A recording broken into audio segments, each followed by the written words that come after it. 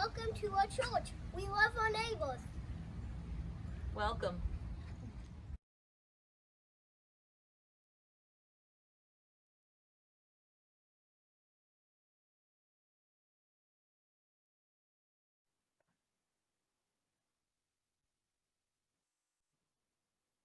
Hello, my name is Barbara Rosen, and I'd like to welcome each of you who are joining us for this virtual service. We hope you find our website at UUChurchofTarponsprings.com to see the programs we offer on our web calendar. Our mission statement and covenant are listed at the beginning of this service and on the website. We are pleased to have Reverend Kimberley Debus to speak to us today.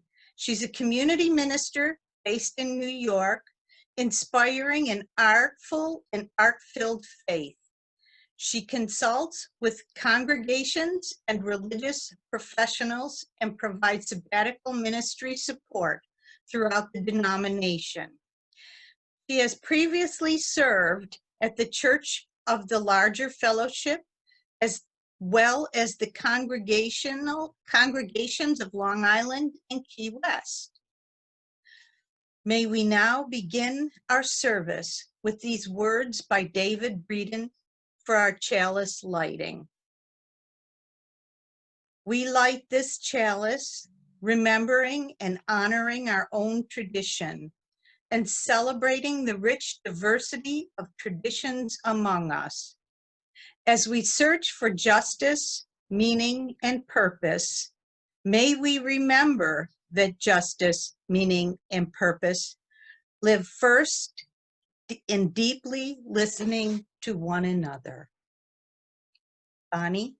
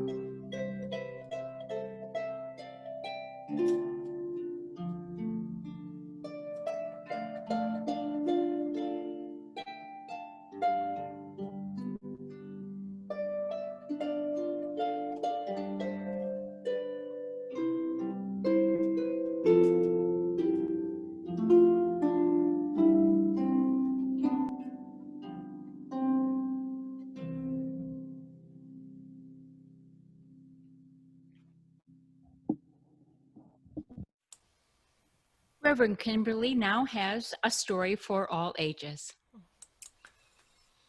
Our story today is called The Winds of Change by Jessica York and Christy Olsen. You never know what the wind will blow in or which way the wind blows. The wind can change directions and maybe change your life. It happened to John Murray. As a young man, John had excellent fortune blow his way. He had a fine education, a steady job, a loving wife, and a young son. Life was good. And then suddenly everything changed. John's wife and their son became sick and died. John lost his job, all his money, and was put in jail because he couldn't pay his bills. But John was a very religious man, a Universalist who had even preached about a loving God. But now he was not sure what he believed. He felt his life was over. But his friends urged him to go someplace where he could start again. He sailed for America on a ship called the Hand in Hand. The wind blew the ship toward their destination, New York, but then fog rolled in, and the ship ran aground in New Jersey. John and a few others volunteered to leave the ship to go to land and get directions and supplies. As he was walking ashore, he saw a farmhouse with a small chapel beside it. It belonged to a man named Thomas Potter. Thomas greeted John, gave him food for everyone on the ship, and invited John to come back and have dinner with him that night. When John came back, Thomas Potter showed him the chapel. Thomas said he believed in a loving God who wanted to accept all people into heaven. John agreed, said he believed the same thing. Thomas told him he had built the chapel and was waiting for God to send him a minister. You, John, are that minister. I have waited for you a long time. But John didn't want to hear this. He wasn't a preacher anymore, and he was determined to never preach again. Yet Thomas Potter seemed confident that John was the Universalist preacher he was waiting for, and he asked him to preach on Sunday. I can't preach on Sunday, said John, because as soon as the wind changes, my boat will set sail and I must be on it. Well, if the boat hasn't sailed by Sunday, will you preach? If I'm still here on Sunday, sighed John, I will preach. Now what do you think happened? Did the wind blow? Did the Hand in Hand sail away, taking John Murray with it? No. No winds blew, no ship sailed. And John Murray preached on Sunday morning, September 30th, 1770, in the chapel that Thomas Potter built for him many years before. The Universalist message of the power of love was good news to many who heard it. And it was good news for John. The winds of change blew yet again for him. He wanted now to preach more than anything. And he helped found Universalism in America. He's one of the ancestors of our faith home, and we, as Unitarian Universalists, owe a special thanks to Thomas Potter, for it was his hospitality that brought John Murray back to the pulpit. And we also owe a special thanks to the wind that blew him in and would not blow him out.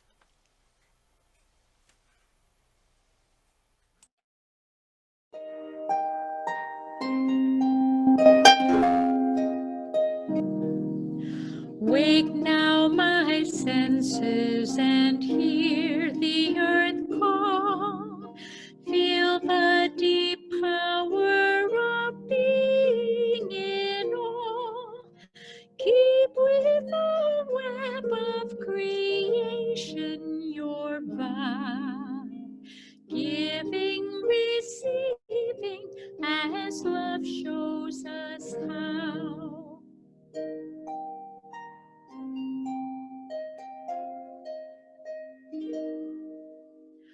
Wake now, compassion, give heed to the cry. Voices of suffering fill the white sky. Take us, your neighbor, both stranger and friend, praying and striving their hardship to end.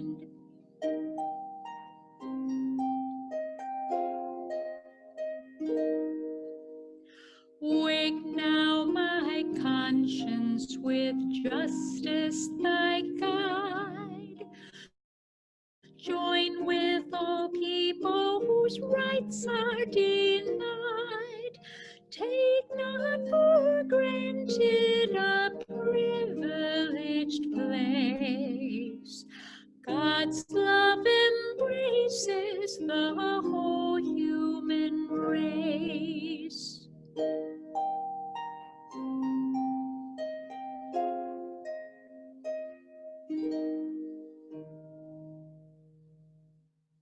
I'd like to share this reading from Victoria Safford. In a cemetery once, an old one in New England, I found a strangely soothing epitaph. The name of the deceased and the dates had been scoured away by rain and wind, but there was a carving of a tree with roots and branches, and among them the words, "She attended well and faithfully to a few worthy things." At first, this seemed to me a little meager, a little stingy on the part of her survivors, but I wrote it down and have thought about it since, and now I can't imagine a more proud or satisfying legacy. She attended well and faithfully to a few worthy things. Every day I stand in danger of being struck by lightning and having the obituary in the local paper say, for all the world to see, "She attended frantically and ineffectually to a great many unimportant and meaningless details." How do you want your obituary to read? "He got all the dishes washed and dried before playing with his children in the evening."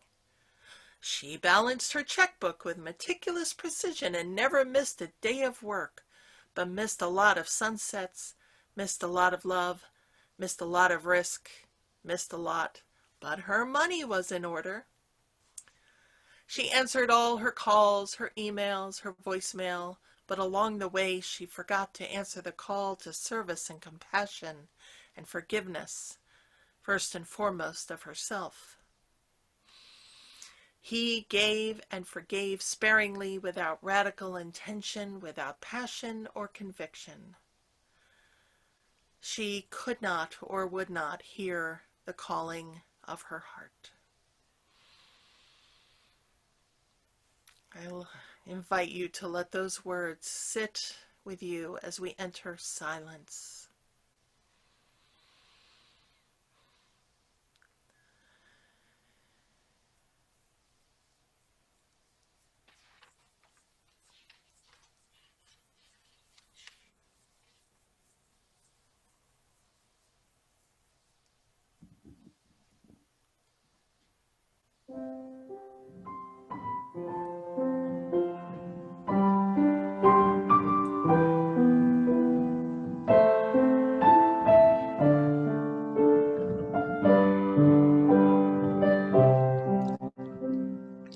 Spirit of life, come unto me. Sing in my heart all the stirrings of compassion. Blow in the wind, rise in the sea, move in the hand, giving life the shape of justice. Roots hold me close, wings set me free. Spirit of life, come to me, come to me.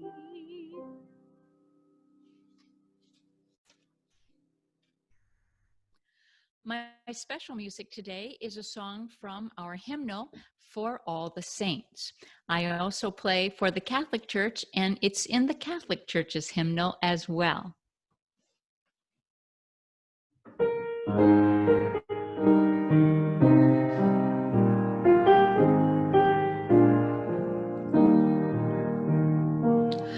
For all the saints who from their labors rest, who thee by faith before the world confessed, your name most holy be forever blessed. Alleluia,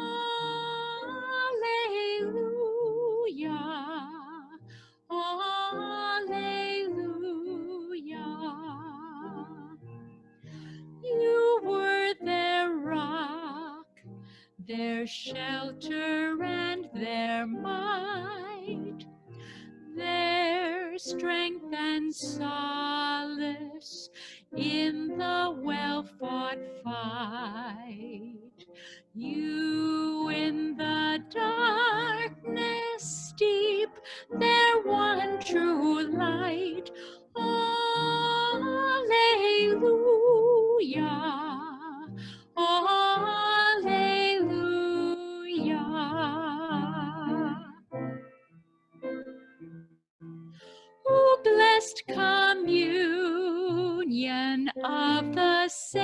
divine.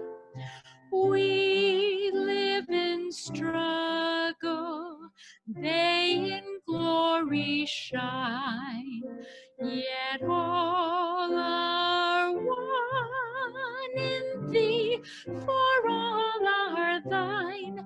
Alleluia, alleluia, alleluia, alleluia.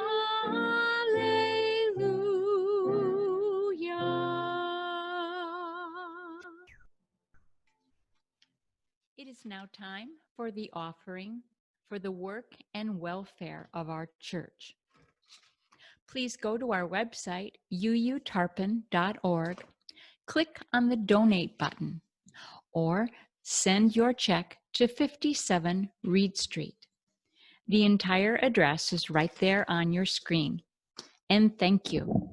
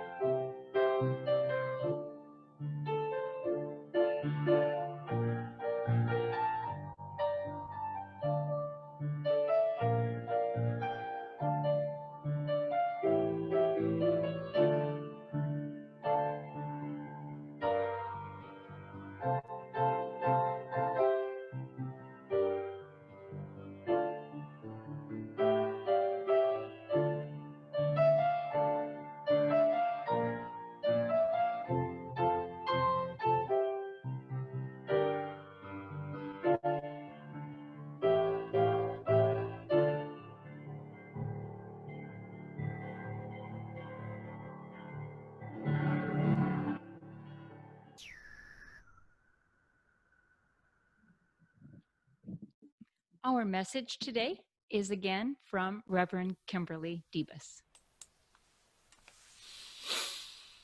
How do we want to be remembered? Do we want to be remembered in a sentence? Because, well, that's how we remember people, right? We all do it, notably in late May of this year when the New York Times remembered the 100,000 people who died of COVID-19 were remembered with a sentence about their lives. This is what we do. We remember our Unitarian and Universalist forebears in the same pithy manner. John Murray was shipwrecked and preached the first Universalist sermon in New Jersey. William Ellery Channing founded Unitarianism with the Baltimore Sermon. Hosea Ballou declared there is no hell and spread Universalism throughout the land. Susan B. Anthony fought for women's rights and founded the suffrage movement. Ralph Waldo Emerson told Harvard Divinity School where they could shove it and wrote about self-reliance. Henry David Thoreau spent 2 years in an isolated cabin on Walden Pond, founded Transcendentalism, and created civil disobedience. Clara Barton founded the Red Cross. Julia Ward Howe wrote the Battle Hymn of the Republic. John C. Calhoun, who we'd like to forget was a Unitarian, was called the Cast Iron Man for his rigid defense of white Southern beliefs and practices, including slavery. And another one we'd like to forget was ours, Universalist P.T. Barnum, who was considered the world's greatest showman and is widely credited with coining the phrase, "There's a sucker born every minute." And that's just some 18th and 19th century folks. One sentence, a way to remember them easily, summed up and turned into an epitaph.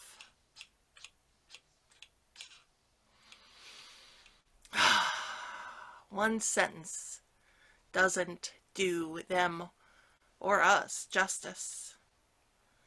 Easily summed up, mostly saints and sages, a couple of scoundrels. Hearing the list, you'd think these people were not actually people, but caricatures of people. I mean, even the stories we tell about them, like the one we heard about John Murray earlier, doesn't do him justice. So, let's talk about Murray for a moment. The story we heard earlier is the story we know, and some of it is even true. Yes, John Murray was a minister, but he was a Methodist minister from England who left the ministry when he discovered that he believed in the doctrine of universal salvation, much to the dismay of his fellow Methodists. And yes, after his wife and newborn child died, Murray spent some time in a debtor's prison. His brother-in-law rescued him and helped him pay off his debts. But firm in his resolve to not preach again, Murray announced that he wished to pass through life unheard, unseen, unknown to all, as though I ne'er had been. In 1770, he decided to quit his life in the old world and start fresh in the new. He boarded the brig Hand in Hand, which did ground on a sandbar off the coast of New Jersey. And yes, it is true that Thomas Potter had built a chapel, but it was for a fairly constant flow of itinerant preachers. Yes, Potter invited the reluctant Murray to preach. And of course, the legend says that Murray and Potter struck a deal, and the weather played in Potter's favor. Legend also says that the first sermon delivered almost 250 years ago on September 30th, 1770, was the start of American Universalism. But what we know is that German immigrants who believed in universal salvation had already established themselves in the mid-Atlantic colonies. We know that Potter himself was connected to a group of Baptists who were open to universal salvation. And we know that Murray's first sermon had very little to do with universalism, as he was admittedly gun-shy. But does all of that matter? The narrative that we heard earlier describes a miracle for people who don't often believe in miracles. The real miracle, if we can call it that, was a lot less headline-grabbing. The miracle was that he preached at all. But he did, and subsequently he got his confidence back. He started preaching again and eventually established the first Universalist Church in 1780. This then set the stage for the more radical universalism of Hosea Ballou, who believed there was no purgatory, no waiting room, no get ready for heaven, just that all souls go to heaven upon death, what we call death and glory universalism. And that story is just one part of our history. You see, the truth is always much more complex. This saint of ours, John Murray, was a living human being with doubts and foibles and ambitions, and a wife who supported him fiercely, and whose support might horrify us today because she did, in fact, turn Hosea Ballou away. His universalism was more radical than what was being preached, and she made it very clear that he was not welcome. But it's not surprising that we tell these stories instead of the less popular versions. I mean, we don't talk about Channing's disdain for universalism or his hesitancy around the abolition of slavery. We don't talk about Emerson's belligerence. We don't talk about Anthony's refusal to include women of color in her work for women's rights. We also don't talk much about P.T. Barnum's incredible philanthropy, or Calhoun's insistence that the voices of all the people be heard and considered at the highest levels of government. And the reason we don't is because in order to define this social, cultural, religious thing we call Unitarian Universalism, we need to tell stories that fit what sociologists call the cultural imaginary. Now, as I understand it, the cultural imaginary or social imaginary is the collection of stories and symbols and ideas that surround a people's concept of themselves and a particular identity. This is a remarkably common practice. We see cultural imaginaries built in Latin communities, LGBTQ communities, immigrant and refugee communities. The symbols and the stories and the mythos of our people, even the music and literature and dances and food and media create this cultural imaginary. Now, to be clear, imaginary doesn't mean false. The stories, music, symbols, they all have roots and come authentically from the culture. However, it's these things that feed an imaginary that become the institution inasmuch as it represents the system of meanings that govern a given social structure. These imaginaries are to be understood as historical constructs, defined by the interactions of a subject in a society. So these constructs then become the imagined perfect moment, the good old days. And because the power of a cultural imaginary is in how it forms societies, we who live in it get attached. We tell the stories to our children and forget to correct them later. And while, yes, we often tell the imagined perfect John Murray moment to our children, know that it does inform us. It informs how we understand ourselves and our collective Unitarian Universalist identity. As people whose message is so needed, a farmer built a chapel, a reluctant preacher offered it, and an imagined perfect moment was born. We all know the stories, share the symbols, sing the songs, speak the lingo so well that we know what we're talking about. Those who are in or come into our Unitarian Universalist imaginary learn and catch on to those things. But cultural imaginaries have great power and great limits. I think of an example from the show Star Trek: The Next Generation. Now, in the genius of the Star Trek universe, there are devices called universal translators that help species from across galaxies understand one another. And yet, there are still communication problems, not with the words themselves, but with how the words are used. In an episode called Darmok, the Enterprise encounters a people called the Tamarians, whose words are intelligible, but whose meaning is baffling.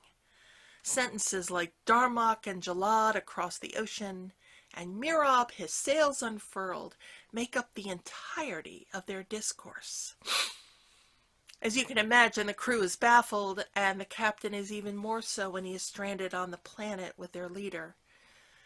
But eventually they come to realize that the Tamarians speak exclusively in narrative imagery, a foundational part of their cultural imaginary.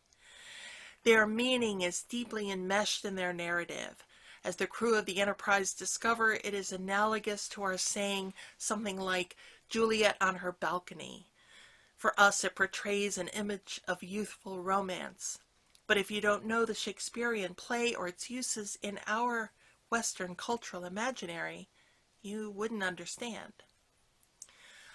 The joy of a cultural imaginary in our faith communities is that we can say things like light the chalice, and we know, for the most part, what it means, what it looks like, how we do it.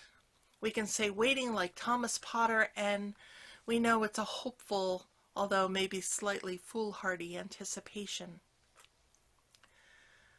But there are two dangers of the cultural imaginary, and the first is when it creates societal boundaries. Either you're in the know or you're out, thus cutting people out of your exclusive club. And that happens sometimes.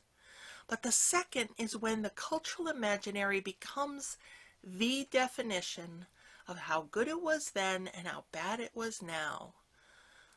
like how we're no longer dealing with racism or sexism, and anyone saying so is trying to destroy our great society, and anyone who doesn't buy into the paradigm is ignorant or a snowflake or anti-American. Cultural imaginaries are fictions of history because people are complex and contradictory. Cultural imaginaries should be understood as a symbol of who we are and who we want to be, but not the reality of who we are, no matter how difficult that reality might be. With that being said, cultural imaginaries can be and should be aspirational and informative about our collective identity. The ways we tell our stories and build them speak volumes about who we imagine we have been and who we want to be in our current culture. Why do we need these epitaphs of our Unitarian and Universalist sages, saints, and scoundrels? Because they help keep us rooted in our faith. They help remind us of our prophetic witness. I would even argue we need this Unitarian, Universalist imaginary, this symbolic thing to prove that we are real, that we have real grounding, that we have real moral authority, that we are a real religion. By now you're probably thinking, yeah, it all makes sense, but I didn't come here for a humanities lecture. What does it all mean? What I want you to take away most of all is this. The cultural imaginary, as useful as it is in forming our collective identity, is not the measure of what we are to live up to.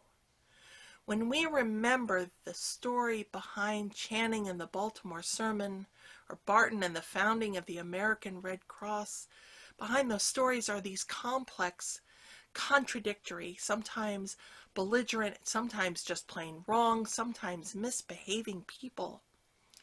Then we can remember that we can be as saintly or wise as they were, and have the capacity to be scoundrels too. We, right now in 2020, are all saints and sages and scoundrels. Sometimes more of one than the other, often all three at once.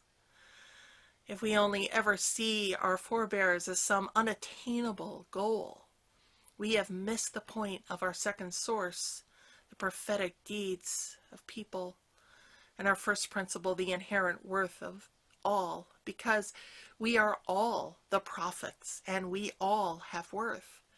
And while we might see some actions as, well, difficult to parse, we know from our universalism that we are whole and loved and held anyway. It's what Murray and Ballou taught us. And as the character Aaron Burr sings in the musical Hamilton, love doesn't discriminate between the sinners and the saints. And this remains true even if another thinks of us as a scoundrel. We have to make peace with the fact that we might be the villain in someone else's story, even though we thought we were doing the right thing. We don't get to tell them how to narrate their experience, but we also know from our covenantal faith that we get to work on making things right and better amongst ourselves. Though we've broken our vows 1,000 times, come, yet again come. When we extend the power of our cultural imaginary to not just look for the moments and the people who were perfect, but to look at the whole experience, our Unitarian Universalism grows deeper and larger. This hard work of seeing our whole selves as sages and saints and scoundrels makes it a little easier to extend the circle of love to all of the world's sages, saints, and scoundrels. May this be our call. Amen, and blessed be. Our final hymn is For All That Is Our Life.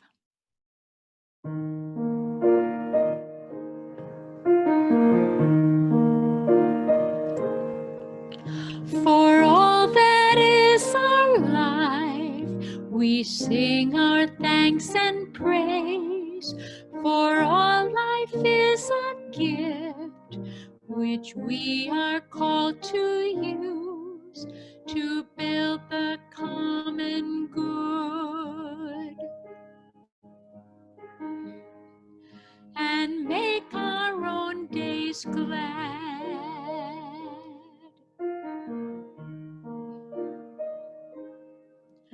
For needs which others serve, for services we give, for work and its rewards, for hours of rest and love, we come with thanks and praise.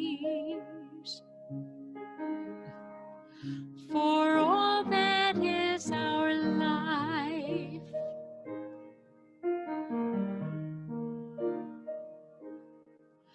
for sorrow we must bear, for failure, pain, and loss, for each new thing we learn, for fearful hours that pass, we come with thanks and praise. For all that is our life,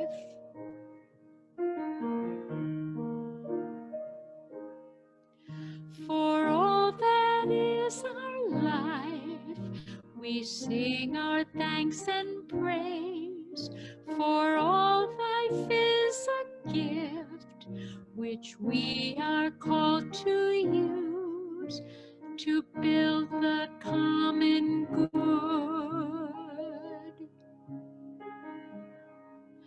and make our own days glad.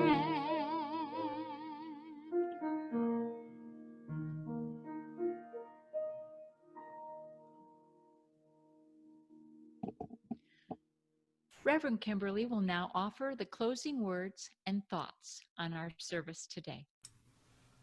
Our closing words are attributed to Rumi. Don't be satisfied with stories, how things have gone with others. Unfold your own myth without complicated explanation, so everyone will understand the passage we have opened in you. Go in love, go in joy, go in peace.